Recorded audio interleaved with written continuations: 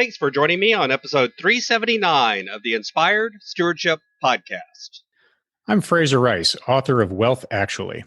I challenge you to invest in yourself, invest in others, develop your influence, and impact the world by using your time, your talent, and your treasures to live out your calling. Having the right relationship with all of your gifts is the key to doing this. One way to be inspired to do that is to listen to this, the Inspired Stewardship Podcast with my friend Scott Mader.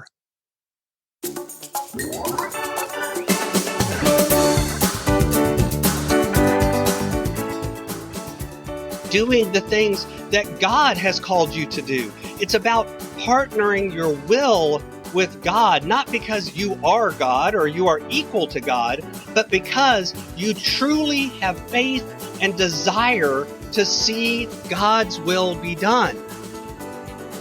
Welcome and thank you for joining us on the Inspired Stewardship Podcast.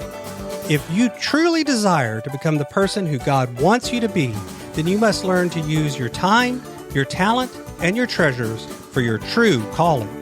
In the Inspired Stewardship Podcast, you will learn to invest in yourself, invest in others, and develop your influence so that you can impact the world.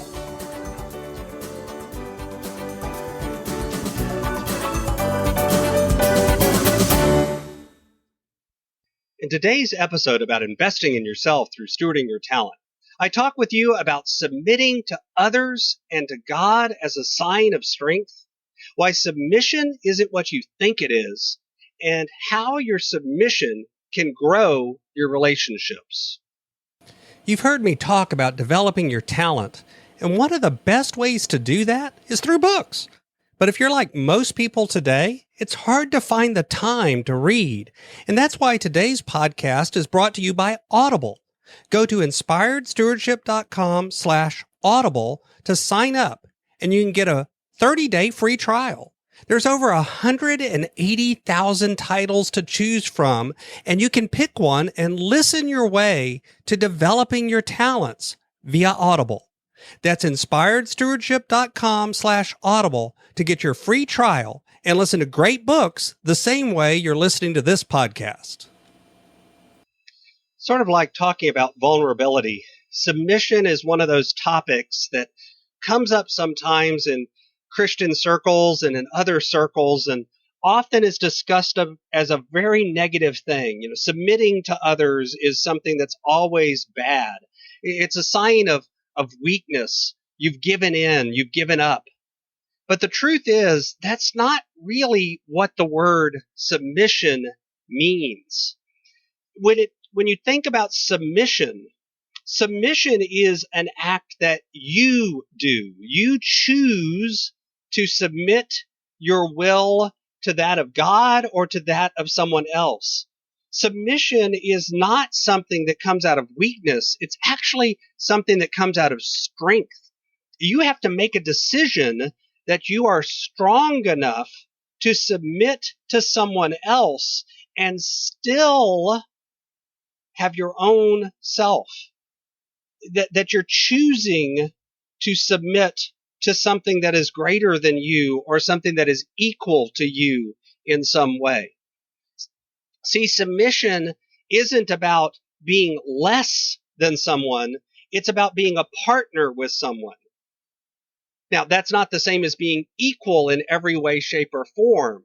Oftentimes we think about equality as in we have all of the rights, the responsibilities, the powers, the gifts, the abilities that someone else has. And this isn't about this. This isn't about sameness.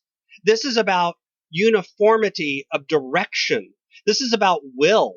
This is about submitting your will to that of something greater than you, or that something that you're partnering with, like another person.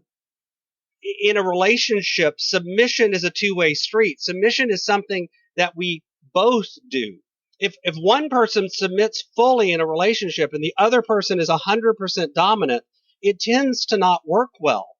Instead, submission is an act of co-creation. It's an act of working with someone else to unify your direction and unify your will. This is why it takes strength. See, just telling someone else what to do is easy.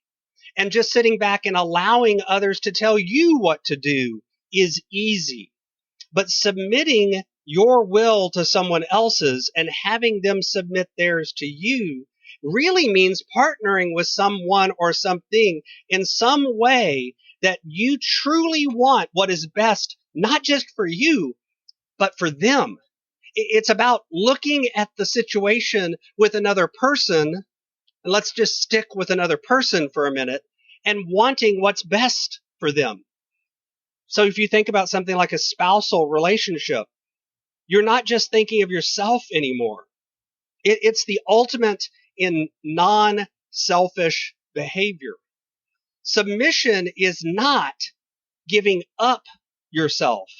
It's about making yourself more fully who you are because of the fact that you want no longer what is just best for you, but truly what is best for others. It's about sharing your will equally with someone else. And when you think about submitting to God, it's often the same thing. It's about wanting no longer what is just in it for you, but actually wanting what is best for God's kingdom, doing the things that God has called you to do. It's about partnering your will with God, not because you are God or you are equal to God, but because you truly have faith and desire to see God's will be done. Submission isn't exactly what we're taught it is in today's society. It isn't the bad thing that is a sign of weakness. Instead, it is a sign of strength. And by doing this, you can actually grow your relationships. You can grow your relationships with people like your family and your spouse, but you can actually even grow relationships with strangers or clients. You know, my wife is better at this than I am, but she will strike up a conversation with others freely at any moment.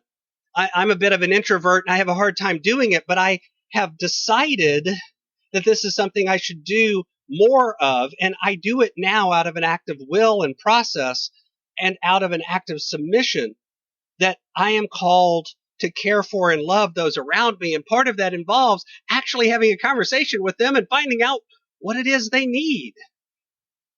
And even with a stranger in the grocery store line, you can do this. The submission for me is the submission to the will of God, that despite the fact that I'm an introvert, despite the fact that it's uncomfortable for me to have those conversations sometimes, and yes, an introvert can be good at public speaking and good at coaching.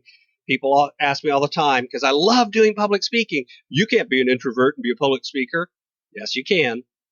Because those things come about as a submission to the will. I know that God has given me a gift for speaking, and God has given me a gift for teaching. I have those natural talents and those natural abilities, and I was given them for a reason. And so to not use them, to not go out and teach, to not go out and speak, would be denying God's will and placing my will onto the situation. And so I choose not to do that. I choose to submit. So there's probably things that you know how to do. There are things that come so easy to you that you don't even think of them as gifts, and yet they are.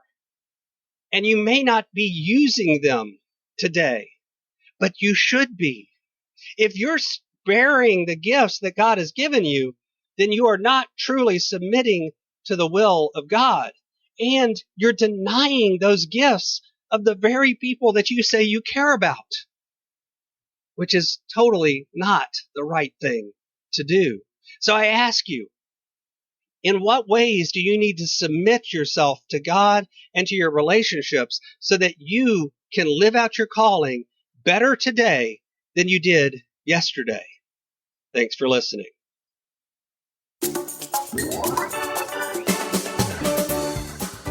Thanks so much for listening to the Inspired Stewardship podcast. As a subscriber and listener, we challenge you to not just sit back and passively listen, but act on what you've heard and find a way to live your calling. If you like this episode on the stewardship of talent, you can go over to inspiredstewardship.com/ talent and sign up for our 5-week series on the stewardship of talent. Or if you're in the U.S., you can text 44222 talent tips. That's talent tips to 44222 and get those tips. Until next time, invest your time, your talent, and your treasures. Develop your influence and impact the world.